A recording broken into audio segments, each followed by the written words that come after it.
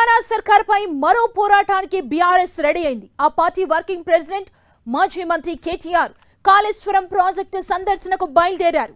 ఉమ్మడి కరీంనగర్ జిల్లా ప్రజాప్రతినిధులు బీఆర్ఎస్ పార్టీ నాయకులతో కలిసి మధ్యాహ్నం 1 గంటకు కాళేశ్వరం ప్రాజెక్టులో ప్రధానమైన కన్నెపల్లి పంప్ హౌస్ ను ఆయన సందర్శించనున్నారు. దీంతో రాష్ట్ర రాజకీయ వాతావరణం మరింత వేడెక్కనుంది.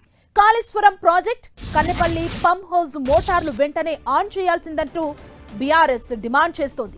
వర్షాలు లేక రైతులు ఇబ్బందులు పడుతున్న వేళ వృధాగా పోతున్న గోదావరి జలాలను ఎత్తిపోయాల్సిన ప్రభుత్వం దాన్ని పట్టించుకోవట్లేదని గులాబీ పార్టీ తీవ్ర ఆగ్రహం వ్యక్తం చేస్తోంది. కాళేశ్వరం ప్రాజెక్టు ద్వారా నీటిని ఎత్తిపోసి రైతులకు ఇవ్వాల్సిందేనంటూ బీఆర్ఎస్ పార్టీ డిమాండ్ చేస్తోంది. గోదావరి జలాలు వృధాగా సముద్రం పాలవుతున్నా కాంగ్రెస్ సర్కార్ నీళ్లు ఎత్తిపోయడానికి ఎందుకు ఇలా చెయ్యట్లేదంటూ బీఆర్ఎస్ కాంగ్రెస్ ప్రభుత్వాన్ని ఎండగడుతోంది.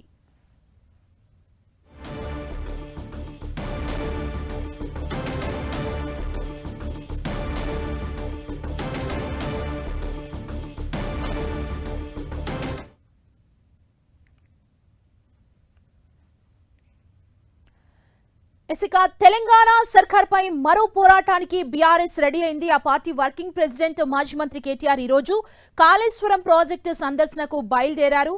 ఇక్కడ దీనికి సంబంధించి కాంగ్రెస్ పార్టీని ఎండగట్టేందుకు బీఆర్ఎస్ ముందుకెళ్తున్నట్టు క్లియర్ గా కనబడుతోంది. మరింత సమాచారం ఇదే అంశానికి సంబంధించి మా ప్రతినిధి సతీష్ మనకు అందిస్తారు. సతీష్, ఎసుమా వాటర్ ఫైట్ పొలిటికల్ హీట్ పెంచుతుంది. రాష్ట్ర రాజకీయాల్లో నీటి ఎత్తిపోతలు ప్రధానంగా కాళేశ్వరం ప్రాజెక్టు నుంచి ఎత్తిపోతలు కొనసాగించాలని డిమాండ్తో ఇటు బీఆర్ఎస్ ఆందోళన బాట పట్టడం మాత్రం రాష్ట్ర రాజకీయాల్లో ఒకసారిగా ఈటెక్కించినటువంటి పరిస్థితిగా చెప్పుకోవచ్చు.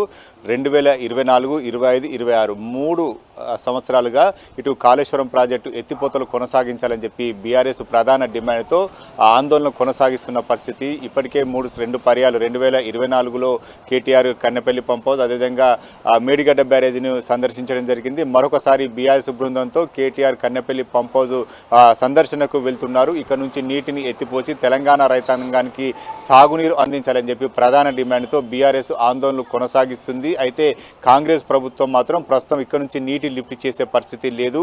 కేవలం ఎన్డీఎస్ఏ నివేదిక ఆధారంగా చూపుతూ నీటిని ఎత్తిపోయడానికి ఇటు ప్రభుత్వం ముందుకు రావడం లేదని చెప్పి ఇటు బీఆర్ఎస్ ఆందోళన కొనసాగిస్తుంది. దీంతో ఒక్కసారిగా ఇటు బీఆర్ఎస్ చేపట్టేటువంటి ఆందోళన నేపథ్యంలో పొలిటికల్ హైటెన్షన్ మాత్రం కొనసాగుతుందని చెప్పుకోవచ్చు. 2023 అక్టోబర్లో మేడిగడ్డ బ్యారేజీలో పియర్స్ కుంగుబాటుతో నీటిని ఎత్తిపోతలు నిలిపివేయడం జరిగింది. ఇక్కడ నుంచి బీఆర్ఎస్ హయాంలో మాత్రం మేడిగడ్డ బ్యారేజీ కేంద్రంగా అక్కడ నుంచి కన్నెపల్లి పంప్ హౌస్ ద్వారా నీటిని ఎత్తిపోతలు కొనసాగించారు. ఇటు కాళేశ్వరం భాగంలో అంతర్భాగమైనటువంటి పంప్ హౌజులు కావచ్చు, బ్యారేజీలు కావచ్చు, ఇక్కడ నుంచి నీటిని లిఫ్ట్ చేసి రైతాంగానికి బీఆర్ఎస్ హయాంలో తాగునీరు అందించినటువంటి పరిస్థితి.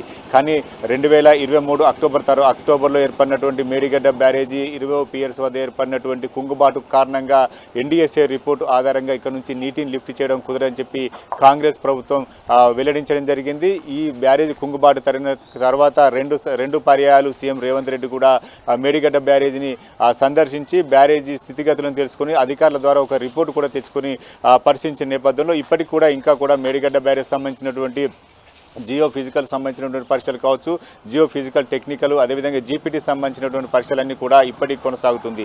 మరోవైపు బీఆర్ఎస్ హయాంలో 2022లో కన్నెపల్లి పంప్ హౌస్ భారీ వరదల కారణంగా నీట మునిగిపోవడం జరిగింది. 5 మోటార్లు మరమ్మతులు అధికారులు చేశారు. ఇంకా కూడా మోటార్ల మరమ్మతు కొనసాగుతుంది. ఎత్తిపోతలు అనేది కొంత కన్నెపల్లి పంప్ హౌస్ నుంచి సాధ్యపడదనే అంశాన్ని ఇటు ప్రభుత్వం కావచ్చు, అధికారుల రిపోర్టు ద్వారా ఇటు ప్రజల ముందు ఉంచుతున్న పరిస్థితి నేపథ్యంలో ఇటు బీఆర్ఎస్ మాత్రం ఒకటే డిమాండ్ చేస్తుంది. మేడిగడ్డ బ్యారేజ్ వద్ద కన్నెపల్లి పంప్ హౌస్ దిగువన ఏదైతే తాత్కాలికంగా ఆనకట్ట నిర్మించినట్లయితే అక్కడ నుంచి నీటిని లిఫ్ట్ చేయవచ్చు. కానీ క్రెడిట్ అంతా కూడా బీఆర్ఎస్కు వస్తుంది కాబట్టి కాంగ్రెస్ ప్రభుత్వం ఇక్కడ నుంచి నీటిని లిఫ్ట్ చేయడానికి సుముఖంగా లేదు. ఇది ఒక బీఆర్ఎస్ పైన ఒక కుట్రగానే ఇటు చెప్పుకుంటూ ప్రజల్లోకి తీసుకెళ్లే ప్రయత్నం మాత్రం బీఆర్ఎస్ చేస్తుంది.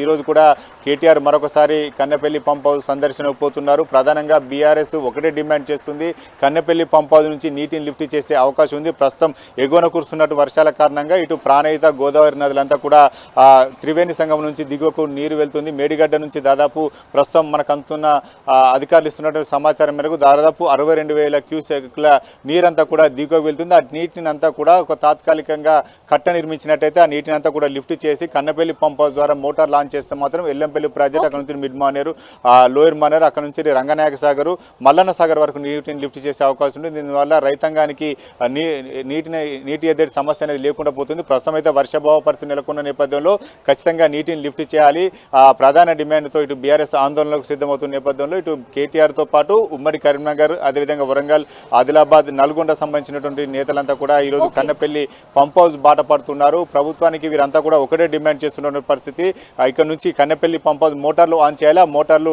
ఆన్ చేసి నీటిని లిఫ్ట్ చేయాలని చెప్పి బీఆర్ఎస్ ప్రధానంగా డిమాండ్ చేస్తున్న నేపథ్యంలో ఇటు ప్రభుత్వం కూడా ఎన్డీఎస్ఏ రిపోర్టును ముందు పెడుతుండడంతో ఇటు ఎత్తిపోతల అంశం పైన సందిగ్ధత నెలకొందని చెప్పుకోవచ్చు. ప్రభుత్వం బీఆర్ఎస్ డిమాండ్కు ప్రభుత్వం నీటిని లిఫ్ట్ చేస్తుందా లేదని మాత్రం వేచి చూడాలి. సుమా, థ్యాంక్ యూ సతీష్.